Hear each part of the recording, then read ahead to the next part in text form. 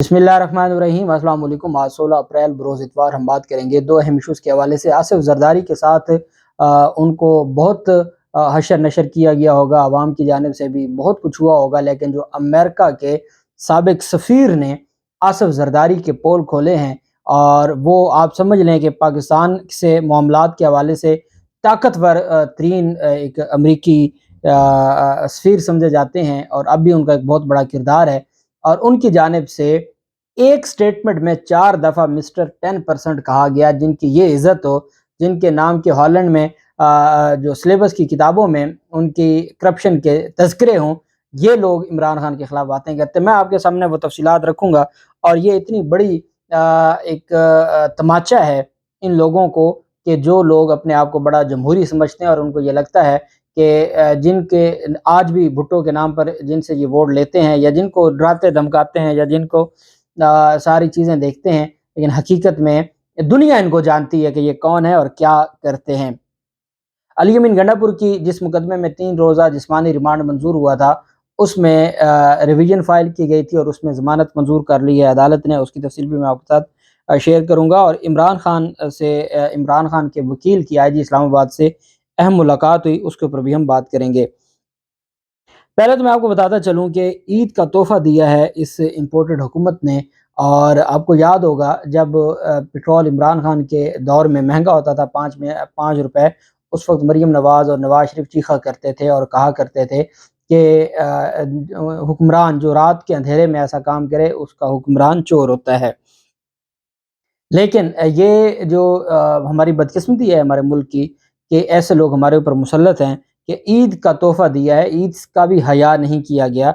और चूँकि ख़ुद तो इसहाक डार भी गए हुए हैं, शाही प्रोटोकॉल है और वो उम्रे की अदायगी के लिए, क्योंकि सरकारी ओहदे हैं, वफाकी हुकूमत की जानिब से बाकायदा ऑफ़िशियली रिक्वेस्ट की गई और उसके बाद नवाज़ शरीफ भी वहाँ पर हैं, मरीम नवाज़ भी वहाँ पर हैं, 26 अप्रैल तक वो वहाँ पर हैं। उनको क्या लेना देना कि पाकिस्तान में गरीब के साथ क्या हाल होता है। एक बात मैं आपको बता दूँ, कल हम गए, अल्लाह वाला ट्रस्ट है और उनका अल्लाह वाला दस्तरखान है सहरी अफ्तारी का, तो हमें भी सआदत हासिल हुई, हमने भी वहाँ पर अफ्तारी तकसीम की। और बहुत बड़ा जो उनका ये जौहर टाउन लाहौर में उनका जो अफ्तार था, उसमें आप कह सकते हैं कि हज़ारों लोगों को वो अफ्तार करवा रहे थे। और इसी तरह फिर उन्होंने हमें बाकायदा अपनी पूरी जो डिटेल्स बताई कि पूरे पाकिस्तान में, कराची में, इस्लामाबाद में उनके ना सिर्फ अफ्तार और सहर दस्तरखान हैं, बल्कि इसके अलावा उनकी जानिब से हज़ारों लोगों को अफ्तारी करवाई जा रही है। लाहौर में भी फिर मुख्तलिफ स्कूलों में वो जो सरकारी स्कूल हैं प्राइमरी तक, बच्चों को बाकायदा तौर पर खाना प्रोवाइड किया जाता है। जो 38,000 कह रहे थे कि जो लाहौर में बच्चों को, और वो उस वक़्त जब पाकिस्तान तहरीक इंसाफ की हुकूमत थी, तो उस हुकूमत के साथ मिल के एक एमओयू साइन हुआ था और उसके बाद ये बच्चों को खाना देते थे। इसके अलावा और बहुत सारी एक्टिविटीज़, तो लोग तो अपनी मदद आपके तहत काम कर रहे हैं, बहुत अच्छा काम है और बिल्कुल ऐसा होना चाहिए। लेकिन इन हुक्मरानों ने अवाम के मुँह से लुक़मा छीन लिया है। पेट्रोल 10 रुपए महँगा करके 272 से 282 कर दिया है।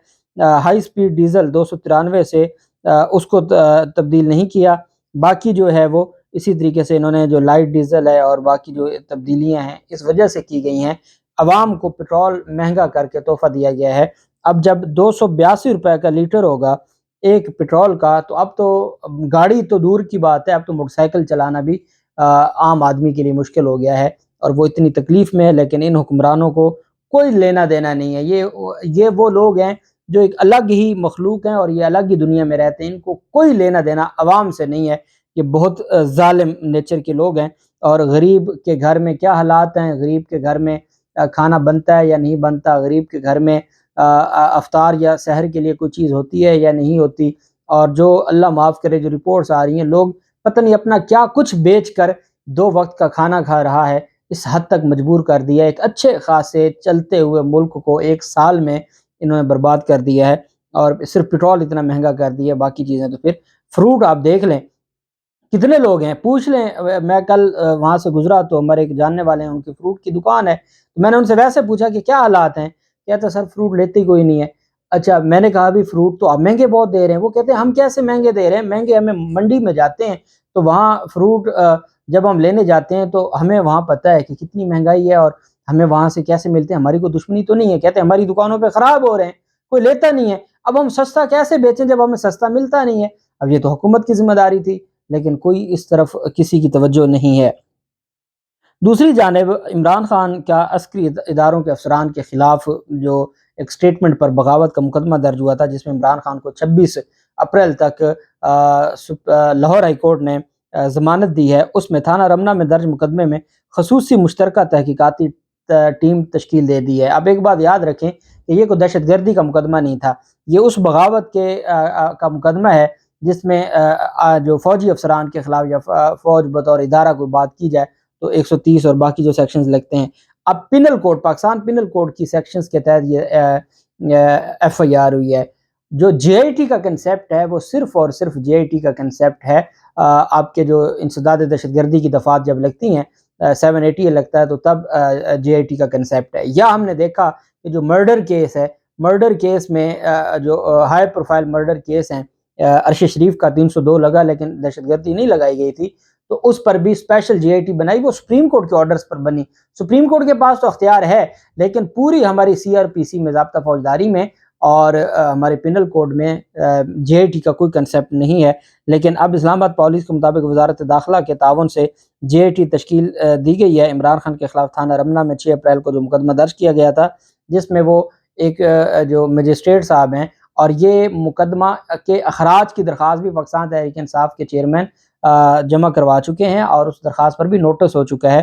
اس میں جو جاری نوٹیفیکیشن کے مطابق جے آئی ٹی میں آئی ایس آئی, ایم آئی کے گریڈ 20 کے نمائندے شامل ہوں گے, جے آئی ٹی میں آئی بی اور ایف آئی اے کے گریڈ 20 کے نمائندے شامل ہوں گے. ایس ایس پی انویسٹیگیشن اور ان کی ٹیم تفتیشی افسر کے ساتھ جے آئی ٹی کی معاونت کرے گی.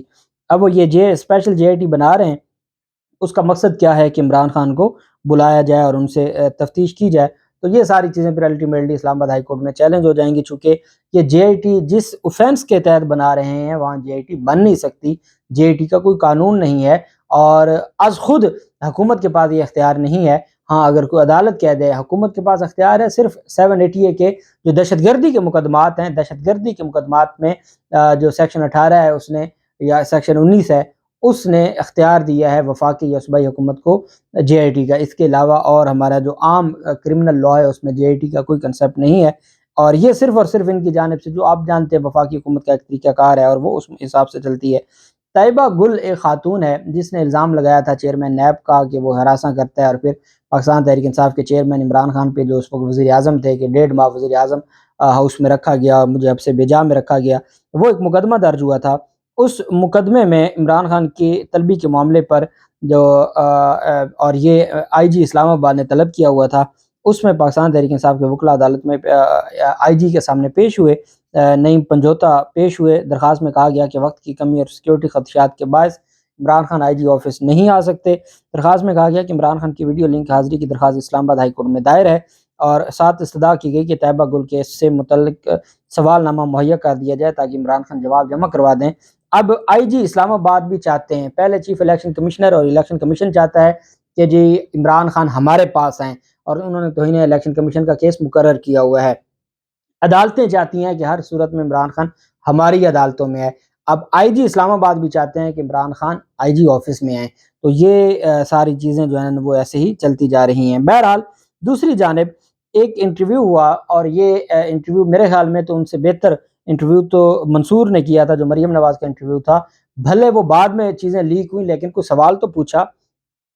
حامد میر, اور حامد میر کے بارے میں کہا جاتا ہے کہ یہ پہلے دن سے وکالت کرتا رہا ہے آصف زرداری کی, اور یہ خاص جیسے محسن نقوی کا ایک مقام ہے, اور وہ اپنے بیٹوں کی طرح سے ٹریٹ کرتے ہیں آصف زرداری, اور حامد میر کو بھی دوران انٹرویو بیٹا بیٹا کہہ کے وہ بات کہہ رہے تھے. بہرحال اب حامد میر نے جو انٹرویو کیا اس میں جہاں پر اور بہت ساری باتیں کی, وہیں پہ انہوں نے کہا کہ عمران خان کے حوالے سے جو امریکہ میں جو زلمے خلیل زاد ہے وہ عمران خان کی وہاں پر ایک عمران خان کے لیے اچھا انوائرمنٹ بنا رہا ہے. اب آصف زرداری نے تو بلاول زرداری کو اگر 10 ماہ ہم 1 سال کی بات کریں اس رجیم چینج آپریشن کے بعد کی، تو 6 ماہ تو آصف زرداری کا بیٹا بلاول زرداری امریکہ میں رہا ہے، ہر چھوٹے سے چھوٹے افسر کو ملا ہے اور وہ سی وی لے کے کہ جی میں حاضر ہوں خدمت کے لیے۔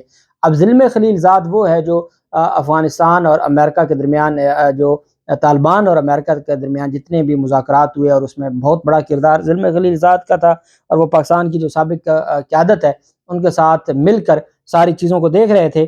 اب زلمے خلیل زاد نے جواب دیا، کس کا جواب دیا؟ انہوں نے جواب دیا آصف زرداری کا۔ اچھا پہلے میں آپ کو وہ انگلش میں بتاتا ہوں اور پھر میں آپ کو وہ اردو میں۔ زلمے خلیل زاد کہتے ہیں responding to Pakistan mister 10%، Pakistan کے جو mister 10%، I do not lobby for anyone or any country and I'm no one's agent, کہ نہ میں کسی کے لیے، عمران خان کا کہا تھا نا، وہ کہتا ہے نہ میں کسی کے لیے لابی کر رہا ہوں، نہ میں کسی کا ایجنٹ ہوں، نہ میں کسی ملک کے لیے لابی کرتا ہوں۔ I have shared my sincere concern about Pakistan's triple crisis، میں نے تو پاکستان کا جو کرائسس ہے اس کے حوالے سے بطور ایک خیرخواہ کے میں نے تو اس پر اپنے کنسرن شو کیا تھا، میں نے کوئی کسی ملک یا کسی شخص کی ترجمانی نہیں کر رہا تھا یا میں ان کے لیے کوئی لابی نہیں کر رہا تھا، which unfortunately is intensifying and have suggested، کہ جو اس وقت میں تو اس پاکستان کے حالات کی بات کر رہا تھا جو اس وقت بہت تباہی کی طرف جا رہے ہیں، and have suggested what should be done Mr. 10%، کہ میں نے اس وقت یہ کہا تھا کہ جی آپ کو بجائے اس کے کہ میرے خلاف بات کریں، آپ کو تو بات کرنی چاہیے عوام کی۔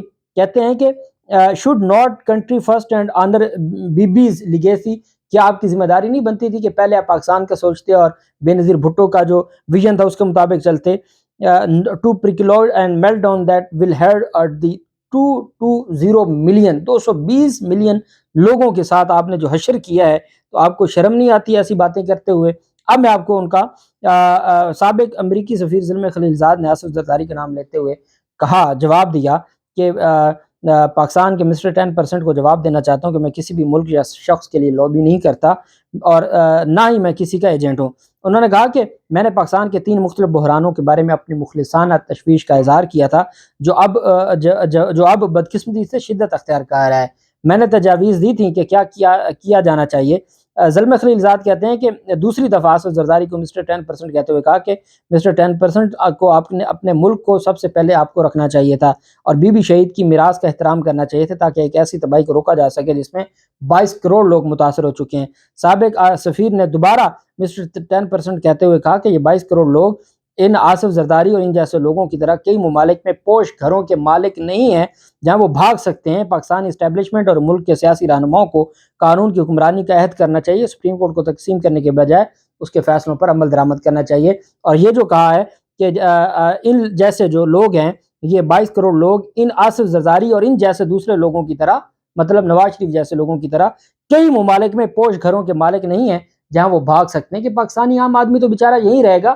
ان کا سوچو، اس حد تک ذلیل کیا ہے آصف زرداری اینڈ کمپنی کو، اور یہ اسی لائق ہیں۔ اللہ پاک پاکستان کا حامی و ناصر ہو۔ بہت شکریہ، اللہ حافظ، پاکستان زندہ باد۔